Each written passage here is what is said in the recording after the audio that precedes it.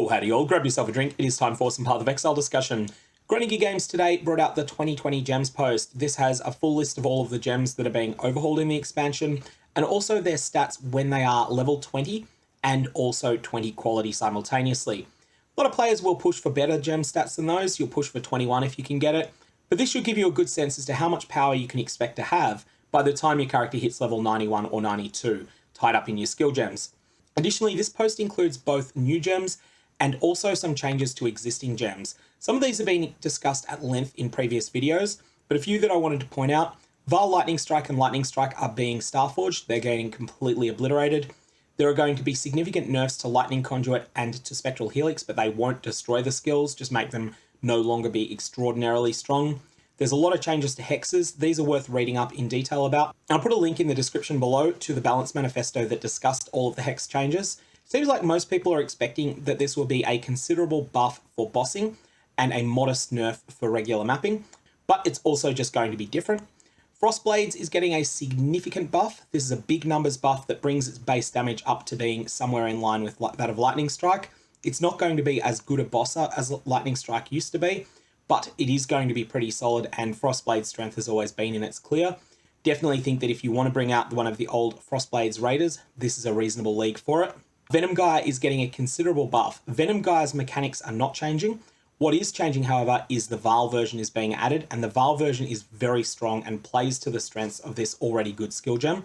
So Venom Gyre is going from an A tier gem, maybe even to an S tier gem. It's going to be very, very good. And then there's a massive overhaul to Hex Blast, which looks like it could be very good in the narrow context of a Trapper. I don't think that many other Hex Blast builds will exist, but Trappers that use Hex Blast and inflict poison with it look like they'll be very good. And Streamer Waggle is theory crafting a build for this. It looks like it's got a lot of potential, and it's something that I will definitely be watching, and I may even decide to play myself. There's also Impending Doom, which is getting a significant overhaul. It's no longer the same gem, really. This is something that someone will play around with and someone will find a use for, but that hasn't really been popular in the past. It's quite a clunky and difficult skill to use. But you're not here for the overhaul gems, you're here for the new ones. So let's go through those and discuss each of them in some detail. Starting with Cleave and Vaal Cleave. Now, whenever a skill gets a Vaal version, there's a few questions that you want to ask. 1, is the base skill any good? 2, what strengths and weaknesses does the base skill have? 3, does this enhance the strengths or address the weaknesses of the non-Vaal version of the skill? And with Cleave, I think it's worth saying that base Cleave is not very good, and its key weaknesses are that it doesn't project damage very well, but unlike other skills that don't project damage very well, like Vaal Double Strike, it doesn't have truly explosive single target damage either. It's just mediocre at everything. How does Vaal Cleave change this? With Vaal Cleave, you need to be delivering killing blows with your Vaal Cleave. When you do, however, you are going to get a very, very substantial boost from this. If your killing blow is on a rare or unique enemy, then you will get a buff for 20 seconds, so quite a long time, that will increase the effectiveness of your base Cleave skill. The total effect of this buff is pretty substantial.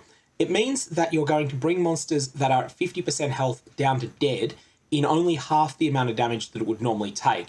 This is from a combination of Culling Strike and 60% more damage with Cleave to enemies that are on low life.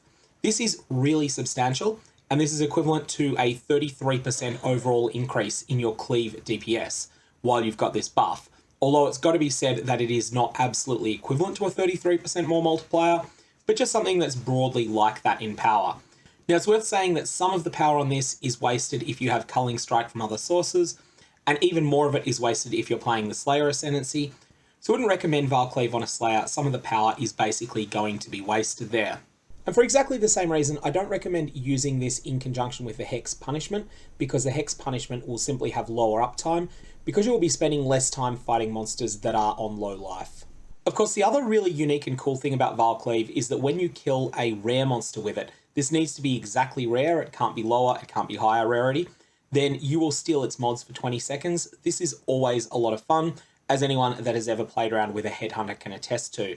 It's also going to be a lot more controlled and less powerful than a Headhunter is. Headhunter you're able to steal a very large number of mods with, whereas Vaal Cleave, you're not going to be able to use it often enough to wind up with a stupendous amount of mods, and also they're going to fall off 3 times faster than they do with Headhunter. That said, it could still be pretty strong. My overall thoughts on Vaal Cleave: Give it a go if it looks like it's going to be fun, and I would suggest probably playing it on a champion as what I think is the best all-around melee ascendancy at the moment. But I don't think this is going to be tearing up the meta. I think this is going to be a solidly playable skill without being a strong or great one. Vaal Molten Strike is next. Here, I've got to say, the numbers don't look all that great, although I'm open to being proven wrong when this is actually played with in practice. So the problem with this skill is that the attack damage of the Vaal version is only 110% of base damage, which is actually less damage than you get from Molten Strike normally.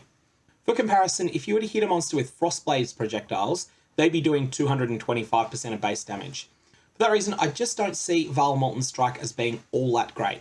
Yes, it will help you clean up trash monsters that are really weak, but I don't think you're likely to be having trouble killing the very weakest monsters in the game on a Molten Strike build anyway. This is the one gem where the numbers disappoint me compared to my expectations. I was expecting this to be a fairly hard hitter.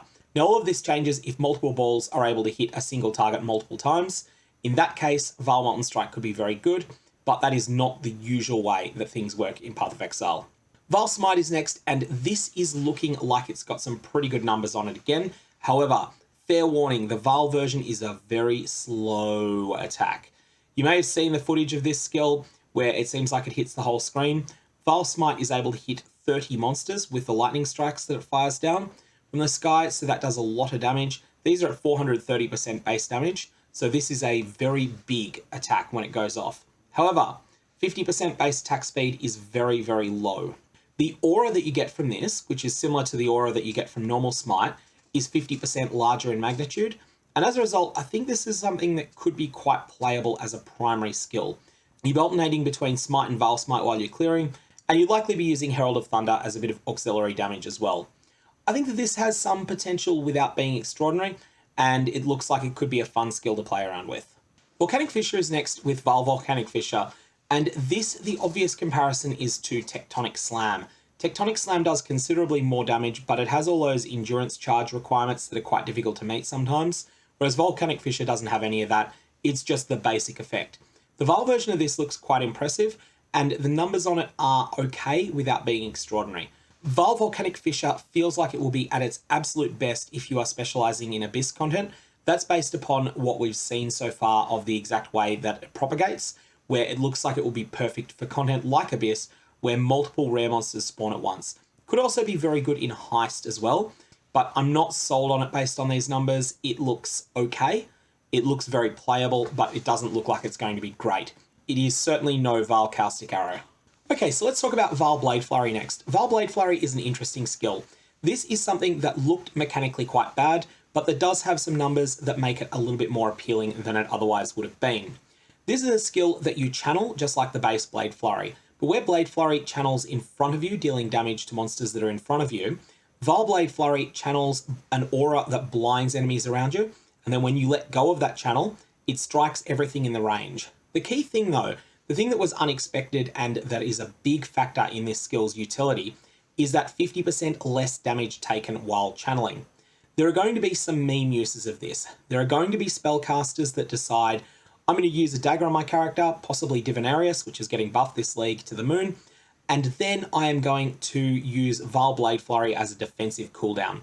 I don't think this will be anything more than a meme, but it will be really funny to see someone on a caster that tanks a Maven Memory game or some big hit like that, using this 50% less damage taken while channeling in a rather unintended way. On top of meme uses though, I do think that this has potential in two scenarios. The first one is playing it on a champion, where you've got a lot of evasion rating and a lot of armor on your character. The armor takes the edge off some of the hits you take, the evasion rating causes most of them to miss, the fact that you're blinding enemies makes your evasion rating even better than it would otherwise be, and this means that you can endure all those monster hits while you're surrounded. The other possibility that comes to mind is playing it on a poison-based build, because this skill looks like it strikes a lot of times. Looks like if you let this fly when you're surrounded by 30 or 40 monsters, it may well be that individual monsters get hit 5, 6, 7, 8 times or whatever, and that means that it could do quite a lot of poison damage if you're able to play it on a build like that. Anyways, that's Vaal Blade Flurry. Looks quite interesting. Okay, now we get to one of the simplest ones, Vaal Caustic Arrow, and the numbers on this absolutely blew my mind. I was not expecting to be impressed by this skill. We already know that Caustic Arrow and Vaal Caustic Arrow don't stack, and whichever one is stronger is going to apply. However, Vaal Caustic Arrow's numbers are so high that this is going to do tremendous damage when you can get monsters into it. This does something like 140% more damage than the base Caustic Arrow. Caustic Arrow is not something that does a tremendous amount of damage, but that's its biggest weakness. It projects damage well, and Vaal Caustic Arrow comes along and says, you know what, we recognize that you're great already at projecting damage, but you've got this big weakness in dealing damage to heavy targets. I'm going to solve that problem for you. That's why I think Vaal Caustic Arrow could be very solid. Additionally, there's a number of very well documented and very accessible ways to craft extremely good Caustic Arrow bows at the start of a league, and that is something that gives another edge to this skill. Vaal Flicker Strike is next. You either love Flicker Strike or you hate it, and Vaal Flicker Strike really is going to double down on this. If you like Flicker Strike, Vaal Flicker Strike is just more of the same, and it will have most of the same strengths and weaknesses. This does look like it has a fair amount of potential to be good, and in particular, it does some crazy stuff. If you've got a boss that you can freeze, then while it is frozen, pop Vaal Flicker Strike and just do devastating damage to it while you're in relative safety. And finally, we have the skill that's going to have the most impact on the meta here, which is Vaal Venom Gyre. Venom Gyre is already very good. Vaal Venom Gyre addresses some of its weaknesses well. Venom Gyre is already really good for clear, but when you're fighting a tough boss, it can be something that has fairly limited burst damage. Vaal Venom Gyre comes along and gives you extraordinary burst damage against that single target. It's going to do three things for you. Firstly, it's going to temporarily raise your Venom Gyre return blades cap up to 50. Secondly, it is going to set you up to 50 immediately. And third, it is going to give you 6 seconds during which you are going to gain 15 caught projectiles every second as well. All of these things are things Venom Gyre really wants, and this is going to be a huge buff to a skill that was already very good. Next, we have the completely new skills. So these are the ones that aren't Vaal versions of existing skills. There is Frozen Legion, which is a very complex skill, and really, I can't say much on this from the numbers. This is just something that needs to be play tested. It feels like it's something that can do a very large amount of damage to stationary monsters, and so it will be interesting to see how it plays in practice. Also, this very much feels like something that wants you to play with a two-handed weapon, which there's not very much incentive to do in PathOfExile at the moment. This skill is definitely providing an incentive to use something like a two-handed axe.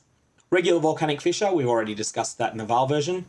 Then we've got Hexbloom support, which is very niche. Supported skills have an increased hex duration and transfer range, and hexes from supported skills transfer to all enemies in a range of 30 when the hexed enemy dies. This is a fairly big radius, and this will be an improvement if you are manually casting hexes. This is going to do something quite useful, but it's also something that I don't think will be very widely used. There will definitely be niche cases where this is good, but it's not something that you fit into every build. Cursed Ground looks like it's ideal for bossing, but the more that I think about it, the more I think of scenarios where it's just really not good at all on bosses. For example, if you're fighting Uber Cortex, you're going to have 2 bosses up.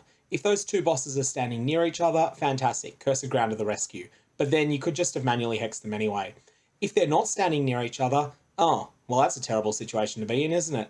Likewise, if you're fighting Maven's Invitation the Hidden, you're fighting multiple bosses at the same time, and they're going to be quite mobile. And they're also mobile to different extents. Esh teleports you around the arena all the time, Tull often stands in place for a little while, and Ulna and Zoth are somewhere in between. For this reason, I just don't see this being great on bosses, nor do I see it being particularly good on non-boss content either.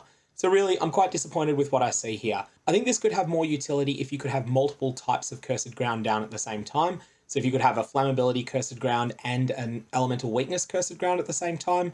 But the way that I'm reading this, you can only have one of the two.